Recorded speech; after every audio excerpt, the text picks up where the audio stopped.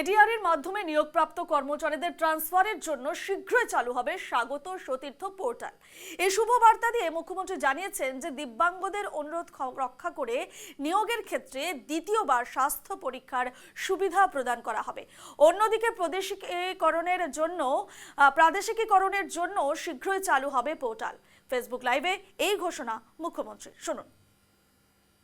তৃতীয় আৰু চতুৰ্থ শ্ৰেণীৰ কৰ্মচাৰীসকলে যাতে মিউচুৱেল ট্ৰান্সফাৰৰ সুবিধা ল'ব পাৰে তাৰ বাবে আমি স্বাগত সতীৰ্থ পৰ্টেলটো আৰু এবাৰ মুকলি কৰি দিম। আজি মই আপোনালোকক আকৌ জনাব খুজিছোঁ যে এইবাৰ এডিআৰিত যোগদান কৰা কেণ্ডিডেটসকলকে ধৰি সকলো চৰকাৰী কৰ্মচাৰীক বদলিৰ বাবে আবেদন কৰিবলৈ সুবিধা দিবলৈ স্বাগত সতীৰ্থ পৰ্টেলটো আমি ফেব্ৰুৱাৰী মাহৰ প্ৰথম সপ্তাহত মুকলি কৰি দিম। এডিআৰি পৰীক্ষাৰ বাবে দিব্যাংগ যিসকল লোকে আবেদন কৰিছিলে তেওঁলোকে মোক কৈ আছে আমাৰ ছেকেণ্ড টাইম মেডিকেল হ'ব লাগে। মই ৰাইজৰ কথা শুনি চলোঁ।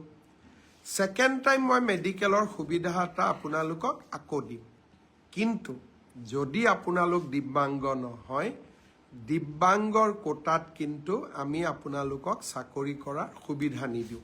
সেইটো ক্ষেত্ৰত মোক হেঁচা নিদিব।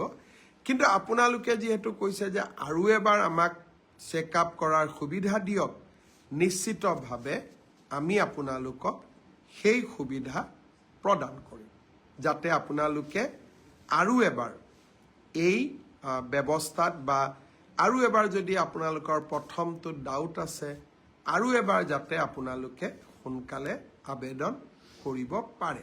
ভেঞ্চাৰ স্কুলৰ শিক্ষকৰ পৰ্টেলটো মই খুব সোনকালে মুকলি কৰি দিবলৈ শিক্ষা বিভাগক মই জনাইছোঁ।